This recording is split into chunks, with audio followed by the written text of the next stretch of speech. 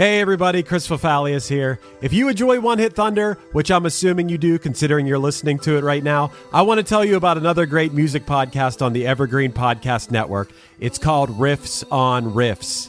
On this season of Riffs on Riffs, hosts Toby Braswell and Joe Watson are breaking down one iconic pop song each week. Everything from Taylor Swift's Cruel Summer to Journey's Don't Stop Believin' to Naughty by Nature's OPP. Each week, they crack open the song, trace its history, decode those cryptic lyrics, and unearth the hidden gems in its musical DNA. Not only do they dive into the song's history, lyrics, and impact, they also go down some fun and oftentimes hilarious rabbit holes. So yeah, if you're a fan of One Hit Thunder, I think you'll also enjoy Riffs on Riffs. So go hit that subscribe button on Apple Podcasts, Spotify, or wherever you get your pods.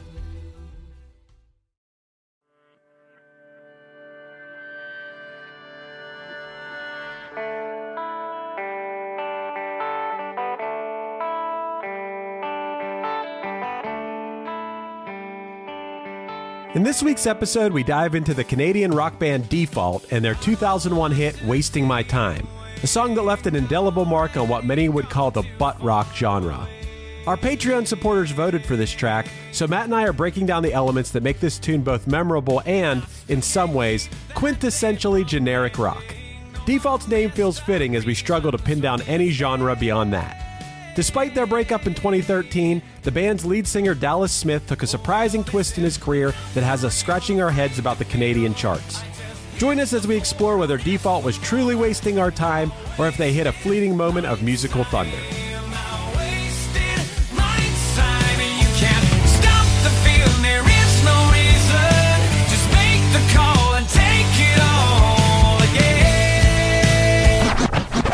One hit is all you need to make the money guaranteed, and you can live off royalties forever. And it makes me wonder, is it just a wonder, or is it one hit thunder? All right, Matt, it's early in the morning. It's time to talk about some butt rock. And, boy, is it, yeah. And before we get into it, I had to put on the Wayne County Life butt rock video. If you guys don't know who this internet comedian guy is, who's like at a job site talking about how his friends make fun of butt rock, and he's like, she. and I honestly watch this video and I think it's so funny because it feels so sincere when he says the guys in Seether, they're playing their asses off on stage. Then they go back and sell their own merch. I love his. It's so good that it almost makes me like butt rock. He's like, they all like nu metal. That is butt rock, dude. They just don't rap in the middle of it. And I'm like, he's got good. I know this is a comedy video, but he's got some good points. And I feel like we've talked about this before, but in case we haven't, do you know what the origins of butt rock are? Because it's played on radio stations that play nothing but rock. Yes. Yeah. I think it's really funny because before I knew that, I assumed it was like because people shake their butt to it, or the performers are like showing off their butts in some like tight jeans or something. Like, I mean, but it also like makes sense. Like when someone says butt rock, there's a sound that immediately comes to your mind, and you go, yeah, that makes sense if that's the genre that it's. Or you think it sounds like butt. Yeah.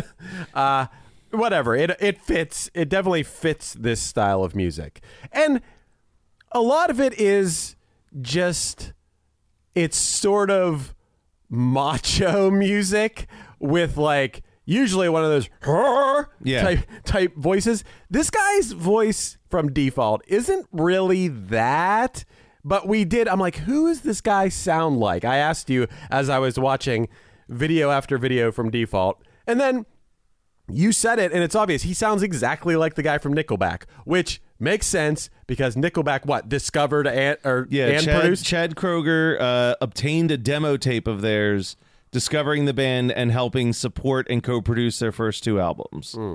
So, like, Chad Kroeger's fingerprints are all over this band, specifically their debut album, The Fallout, which features Wasting My Time. Yeah. And this song, I don't know how I feel about this song even from a lyrical standpoint, Where I didn't even investigate the lyrics. I was just investigating the music. I'll read them to you because there's not a ton here. It says, "Well, I don't want to see you waiting. I've already gone too far away. I still can't keep the day from ending. No more messing up reasons for me to stay. Because if this is not for real, afraid to feel, I just hit the floor. Don't ask no more. I'm wasting my time.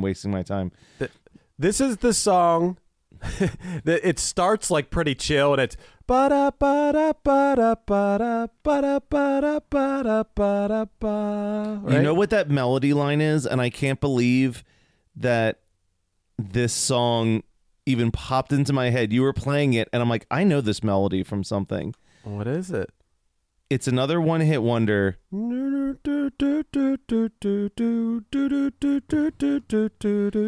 you remember Billy Gilman? It sounds familiar. He was like the 10-year-old boy who had the hit song with one voice, but one voice was heard. No. In the opening verse, he goes, "Some kids have and some kids don't, and some of us are wondering why." Is this pre or post? This is default? post. This is pre-default. Hold on a second. I'm going to play it real quick on my phone. This song is awful. Like, this is like a Butterfly Kisses or a Christmas Shoes type song. Okay. like just like a sad-ass song sung by a child type vibe where it's like, why do bad things happen to all these little kids? Like, it doesn't make sense. Yeah. It's a good question. Yeah, I mean, valid. The opening verse to this song. This is pre-default, by the way. This is pre-default. I want to say this is 96. Pre-fault.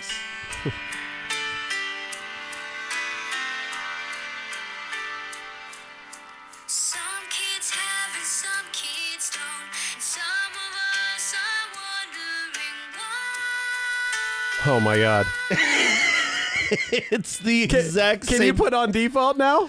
Okay. We got to A-B these. Okay, so that's that. And then, since I already have my default playlist pulled up, let me click into here.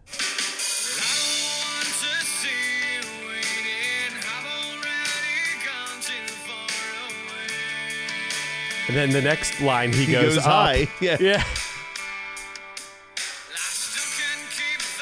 Wow.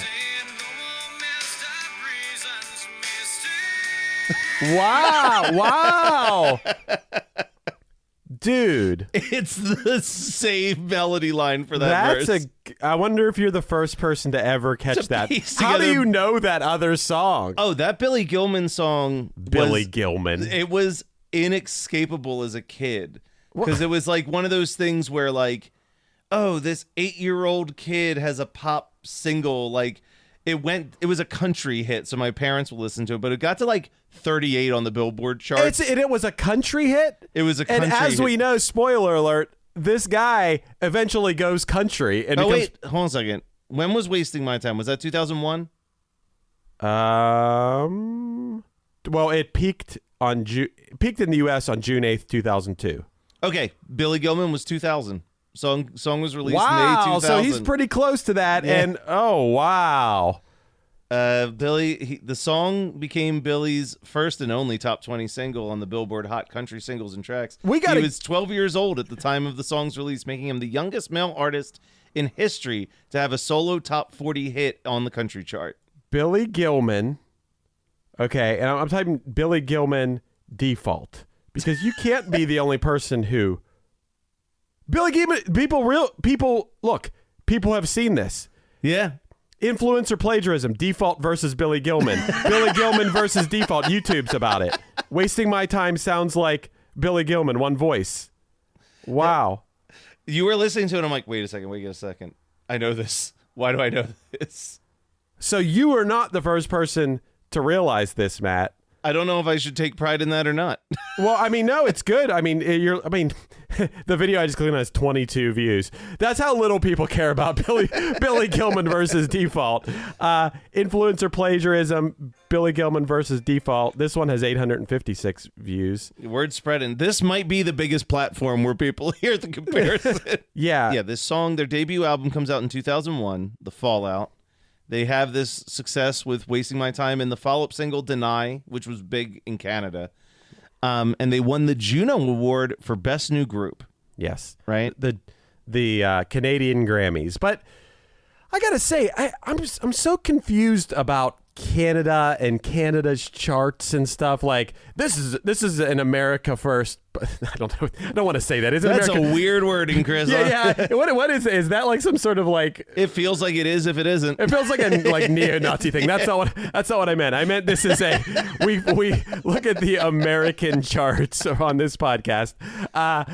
But what I don't understand, like, I'll see this album went gold in Canada. I don't really know what that means to go gold and platinum in Canada, because Matt was telling me as we go later, we will find out, huge spoiler, but the singer of this band, Dallas, he goes country eventually. And we see that he's like huge in Canada and like breaking records and all this stuff. But then I went and looked at like the music videos for his songs, and they'll have like 4 million plays. And not that that's nothing, but if you're telling me that this dude's enormous in Canada and breaking records, then I go look at his music video and it has 4 million plays. I'm like, I don't know. I feel like I feel like that's not really that much. And some of them have way less than that. Well, even like this is equally weird, right? But I think, again, you have to think about like how small is the Canadian country scene truly, because his solo, using Spotify as a metric as well. Uh-huh. We're about to talk about a dude who like is the most famous Canadian country male artist possibly of all time. And what? his Spotify, that can't be true. His Spotify plays are 390,000 monthly listens. Yeah. Defaults is 511,000. So it's like his old band on just the one hit still has more like Spotify plays, and they haven't been a band for over a decade. But he's like this. We'll get into it. It's the stats are crazy, but I think again, you have to imagine. I think there's a reason why a lot of Canadian country stars break in the States and then don't go back to Canada, really, is because, like, I don't think that Canada has that boisterous of a country scene. What do they have to be country about? Well, it's frozen across half the country. Yeah, okay. I know they're not touring the Northern Territories, Matt. But I will say that there's a lot of wilderness and outdoorsiness, and I don't know, I would imagine people out hunting who love country music. Well, let's talk about Default first. We'll get to more of this weird side step. Okay. So the band released 4 albums. They sold about 1 million records. Of the first album. It says on the wiki, since forming, the band has released 4 albums and has sold more than 1 million records. The first album sold 1 million records. Yeah, okay. So I think it's been like kind of diminishing returns from that point. A majority of their fan base is based in Canada, where they had brief mainstream success, but they did have brief mainstream success with the release of the single "Wasting My Time." Yeah. So we all know this song. we know this My song, Time. at least the chorus. Yeah. Wasting my time. and neither of us are doing the voice right, because it's not one of the Yeah. It's more like, I can't do an impression of it, but it's the Chad Kroeger. It's just this different thing. It's also like, I guess it's good It's a singing. little breathy. Like I think of like when I think of Chad Kroeger, thinking like "Never made it as a wise man." Okay, that's Like, closer. That's yeah. closer to it. Yeah. Wasting my time. Yeah, okay. That's a little closer. There's this quality to these guys' voice that you either like or don't like. It's not something I seek in a voice. No. And we dug into like some of their later songs. We actually found a song on their last album. We were like, oh, this one's pretty good. And then digging deeper, it was like, oh, Richard Marx co-wrote this one. Yeah. So that might be why it hits our pop sensibility ears a little bit better. Yeah. So here's what I'll say. They had a song called Throw It All Away from their second album. And my thoughts were, this isn't that bad. Yeah. I mean,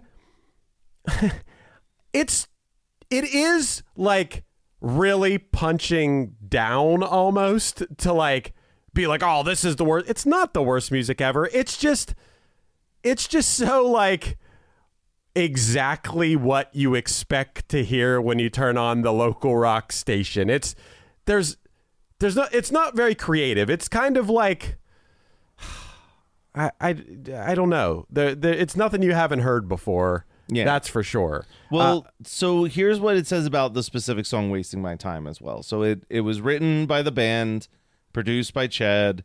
They call it a power ballad that. I love this. It's a power ballad that draws influences from various rock genres, which is the most generic sentence I could possibly say about a song. But it said, musically, the song features a melodic verse of singing with clean, bright guitar picking, but moves into a hard-hitting wailing chorus and distorted guitar solos as an interlude. Billboard described the song as having an early 90s grunge sound and noting its influence of alternative rock in its production. The lyrics find the narrator contemplating if he's wasting his time investing in a dead-end relationship. It's like the most watered-down version of Pearl Jam you could ever hear. And like, I think that's going to be my biggest diss on Default, is like, I listened to maybe an hour and a half of Default this morning when I woke up, and there was no song where I was like, ugh, I got to turn this off. It's so bad. Yeah, right. But it was like, it was just all wallpaper. It's like it just became background noise, and I thought to myself, I've liked more Nickelback songs than I've liked anything I've heard from Default. I don't know about that. Because I like at least 2 Nickelback songs, and Wasting My Time is the only Default song I liked. Well, now we found this new one. This wasn't showing up on my 2-hour dive. It was from their final album as a band. It's a song called All Over Me. This is the one co-written by Richard Marx, and it was almost like a pop punk song. Yeah, it was really good. Minus I would have rather Richard Marx been singing it, obviously. Let me if say, Richard Marx would have sang that song, it would have been sick. Yeah, let me correct. After the Stockholm syndrome of all the Default songs we listened to, it was a really good song. Okay, we were coming in. Yeah, we were coming in with low expectations. Also, it's funny, Matt, I wanted to say that this band is called Default. The hardest band to Google any information about. Yeah, that, and it's funny because if it was like a radio station that plays like butt rock style music, they could just default to this band. Yeah. Like, what are we going to play next? Hurry up, pick something. Default. Default to default because it sounds right at home on it. I mean, I don't know. Maybe they actually cracked the code. I don't know. I don't think so, because when I tried to search, let me tell you something. I do a Google search whenever I research our podcast. Mm-hmm. I check out the Wikipedia, then I search the band's name in Billboard to get the list of like, oh, these are the chart standings for them. You know what you get when you search Default Billboard? Just information about billboards. Yeah, right. About billboards in general. Hey, what's up? My name's Lurk, and I'm the host of Lambgoat's Van Flip podcast. Every week, I have in-depth conversations with bands from all over the scene, big and small. We also like to keep our finger on the pulse and showcase up-and-coming bands on the show as well. So come check out Lambgoat's Van Flip podcast. Hi, this is Chad Nicefield. And this is Justin Press. We're the host of Making Waves, the Shiprock podcast, a part of the Sound Talent Media Podcast Network. We're inviting you to sail away with us on an epic journey in musical enlightenment. Every week, we bring you only the best artists in rock music and discuss everything from the cruise, to the stage, to the saga of being a professional recording artist. We'll have lots of special guests along the way, so tune in every week. Your stateroom is available every Monday morning, so welcome aboard.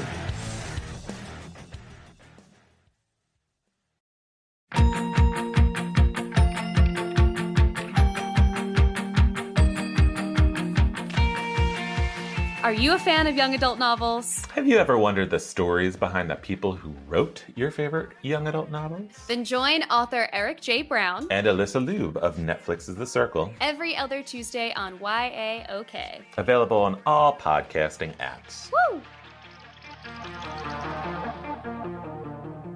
Wasting My Time, the big single from Default, it peaked at number 13 on June 8th, 2002. Yep. At this time, a lot of times we look at these charts, Matt, and we're like, oh my God, 1986 every week. This was a rough one. This is not good. No. It peaked at number 13 when the number one song is Foolish from Ashanti, which I don't want to say anything about because I don't know what this song is. I have no clue what this. I'm so glad of the entire top 5. I definitively know 2 of the 5 songs. Two is I Need a Girl from P. Diddy featuring Usher and Loon. I do not know that song. Don't know that one. 3 is What's Love from Fat Joe featuring Ashanti. Also don't know that one. Don't know that one. I mean, I know Ashanti. I know... Actually, let me take that back. I know who Ashanti is. I don't know any of her songs. And that's kind of weird because I like R&B music and hip hop and stuff. I think in just 2002, I didn't know what was going on in this world. Fat Joe, I know Fat Joe. I don't know this song. 4 is Without Me from Eminem. Yeah. Which song is that? This looks like a job for me, so everybody just follow me because we need a little controversy because it feels so empty without me. Okay, His new single, Houdini, that came out this week is a sequel to Without Me. Okay. 5 is Hot in Here from Nelly. Of course, we all know that. 6, now we're talking. 6 is 1,000 Miles from Vanessa Carlton. Hell yeah. 7 is You Don't Have to Call from Usher. I don't know that one. 8, at this point, it's pretty cool. It's The Middle from Jimmy Eat World. Hell yeah. 9 is Addictive by Truth Hurts featuring Rakim. Never heard any of that except for Rakim. Yeah. 10 is All You Wanted from Michelle Branch. Hell Good yeah. ass song. 11 is Blurry from Puddle of Mud. Now you're talking butt rock. Yeah, that's the Can you take it all away? Oh, Shove it in my face. Wow, that is a really... I mean, that makes Default sound really good. Boy, does it. Yeah. And 12 was Oh Boy from Cameron featuring Jules Santana. Don't know that one either. Other notable songs from this era, and notable is really a stretch in my opinion, is Soak Up the Sun from Sheryl Crow. I know one. How You Remind Me from Nickelback was 29. Best Nickelback song. Great song at 45 was One Mic from Nas. Nice. 51 was Complicated from Avril Lavigne. I would have thought that was earlier than 2002, but maybe it was making its way down. Making its way down. Making its way down. 89 at this point was Youth of the Nation from POD. Hell yeah. 91 was My Neck, My Back from Kaya. And 100 on the charts at this point. Pretty good, but maybe borderline butt rock. Crawling in the Dark from Hoobastank. Good ass song. Yeah. I did write down some noteworthy debuts this week. Apparently, P. Diddy, I Need a Girl needed a sequel because I Need a Girl Part 2 was debuting at 55. Creed One Last Breath was debuting at 72. Do I know that one? That's the one that I think has become really popular again. The Hold Me Now, I'm 6 feet from the edge and I'm thinking. That's like the meme one now for everybody. Oh. You know this one. Know it, hate it. Courtesy from the Red, White, and Blue by Toby Keith at 73. Wow. Debuted Yeah. at 73. Yeah, that was enough post 11 that we had to talk about Lady Liberty putting her foot up somebody's ass or whatever's going on. The only song I actually like of the list of debuts, really, Ludacris Move Bitch was at 88 debuting on there. All right. That's what was going on. In general, not that great. 1,000 Miles and The Middle. That's pretty cool that those are both top 10 at that point. Don't you show disrespect to fucking Michelle Branch all you want. True. What a jam. True. So about a decade after their popularity, September 2013, Default on their official Facebook page announces that they're not splitting up, but they're taking a break and they're going to be starting some new projects. And then later in the year, now keep in mind, they made this announcement at the end of September. Later that same year, they announced, actually, we are just going to break. Wow. So something happened very quickly. And I'll tell you what that something is, which is that lead vocalist Dallas Smith pursued a country music career, and he is the current record holder of the most #1 hits among all male Canadian country artists in Billboard's country chart history, with 11 #1 hits. His album Side Effects became the first Canadian country artist in the Nielsen BDS era to chart 4 consecutive #1 singles on a singular album. Shania Twain only did 3 with the album Come On Over, and then his follow-up album beat that record of 4 consecutive #1s. At the end of 2012, Mediabase named Smith the most played Canadian country act of all time and #8 overall in the format of their music station. And then it says here, this is the thing I found out that was insane.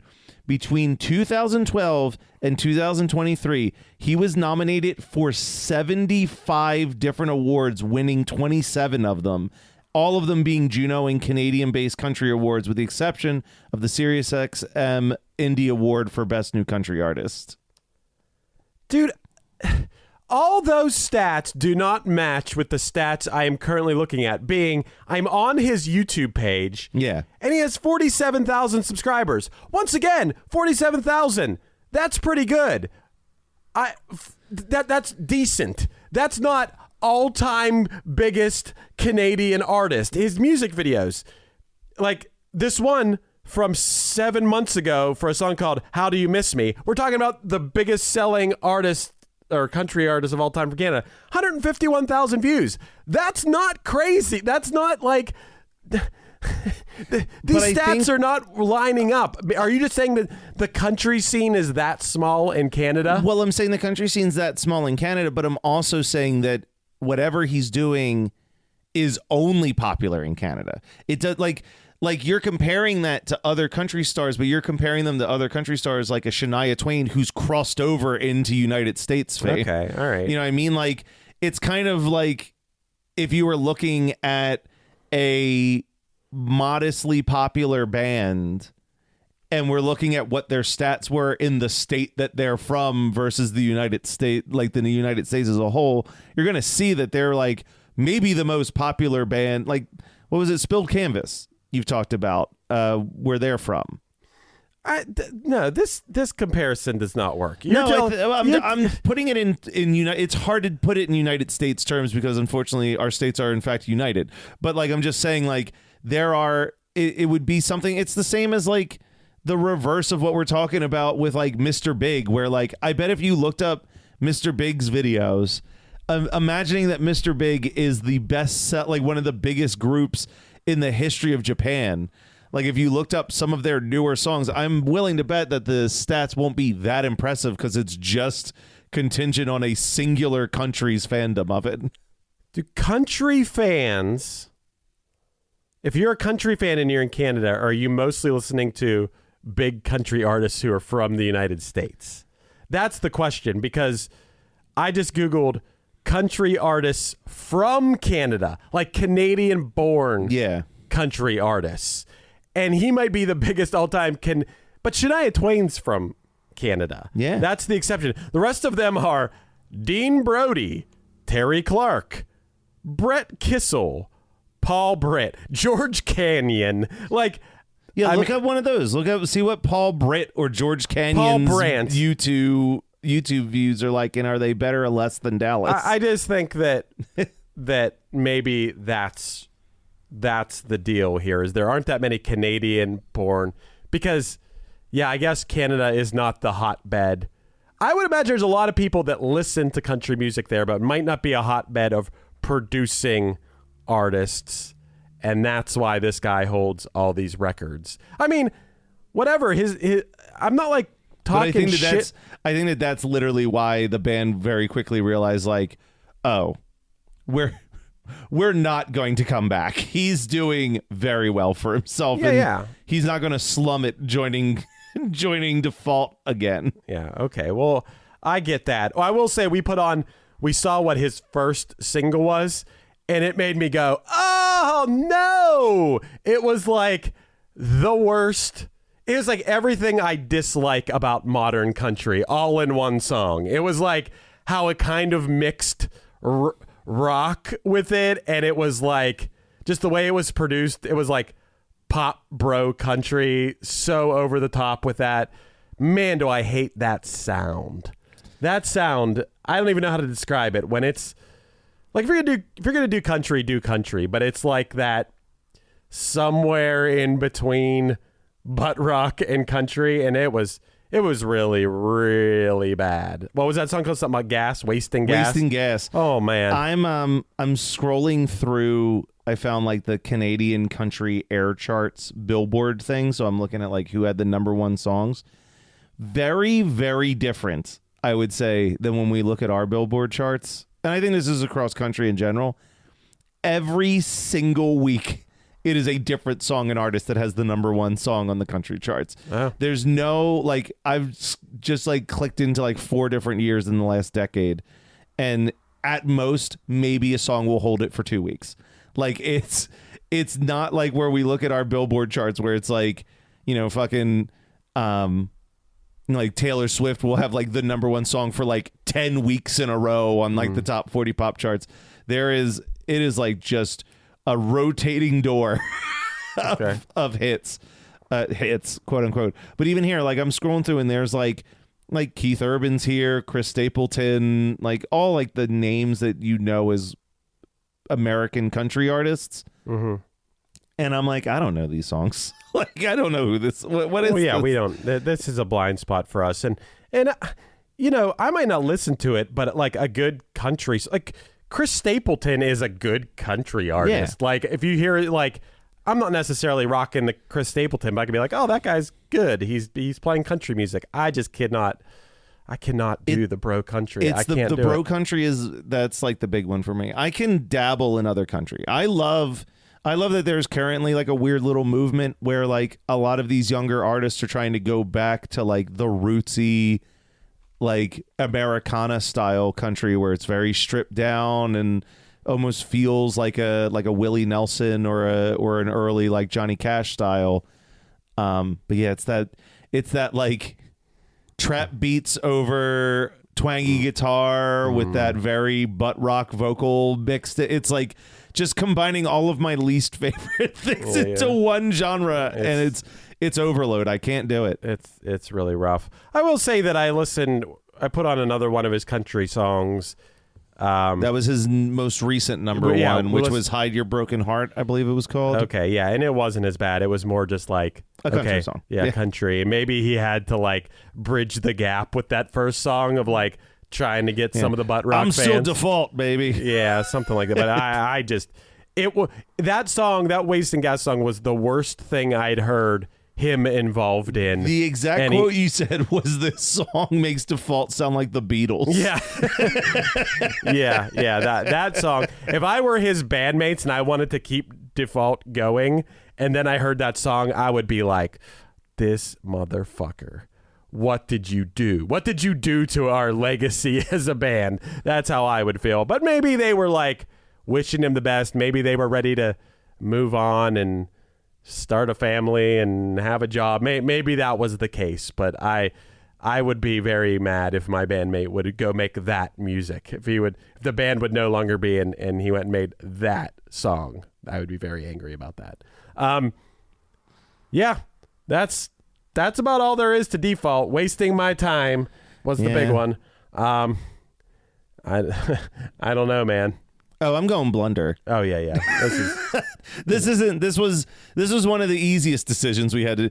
A couple of days ago, we were recording an artist where I was really torn on where to go. Yeah. Not today. This is Blunder. I'm never gonna listen to more Default. Not gonna grab a Default album from the CD warehouse. Yeah. Like, not gonna really check out Dallas Smith's country career. Like, I'm pretty tapped on the whole scene.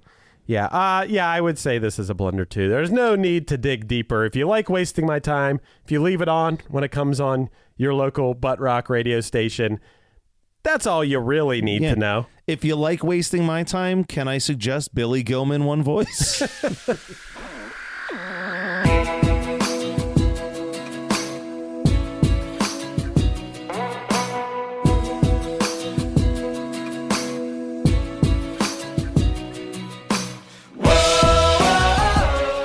This has been One Hit Thunder. One Hit Thunder is hosted by Chris Fafalios of the band Punchline and produced by Matt Kelly of Geekscape.net. Underneath me, you're hearing Simulation off the Punchline album Thrilled. Visit punchlinemusic.com for any upcoming news on the band. Our podcast is on Patreon, so find us at patreon.com/OHT podcast for early access to episodes, bonus conversations, and a chance to vote on future songs for us to cover. Make sure that you rate, review, and subscribe to us on any podcasting app, and tune in next week for more One Hit Thunder. And now we're flying up above and everybody's looking up and they're waving to us. We're not even to the end, but look at our friends, maybe we're already dead. 'Cause sometimes You're listening to the Geekscape Network. Hey everyone, this is Tuck from Fit for a King, an off-road minivan. Every week I bring you fun interviews alongside your favorite metalcore entertainers with my new podcast, Get Tucked. Join me every Monday with bands like Counterparts, Crystal Lake, like Moths to Flames, and many more. We play unsigned and undiscovered bands, deep dive into each artist's history, and of course provide the greatest breakdowns in current metalcore. Tune in to Get Tucked every Monday, out now through Sound Talent Media. Hey, this is Dewey Halpus, host of Peer Pleasure on the Sound Talent Media Podcast Network. Join me each week as I explore another long-form conversation with one of your favorite musicians, actors, comedians, or creatives. From Chino Moreno of the Deftones, John Gorley of Portugal the Man, to Fat Mike from NoFX and Ian MacKaye from Fugazi and Minor Threat, we go all over the map. From Fall Out Boy to Slayer, Peer Pleasure has it all. Check us out now on Sound Talent Media.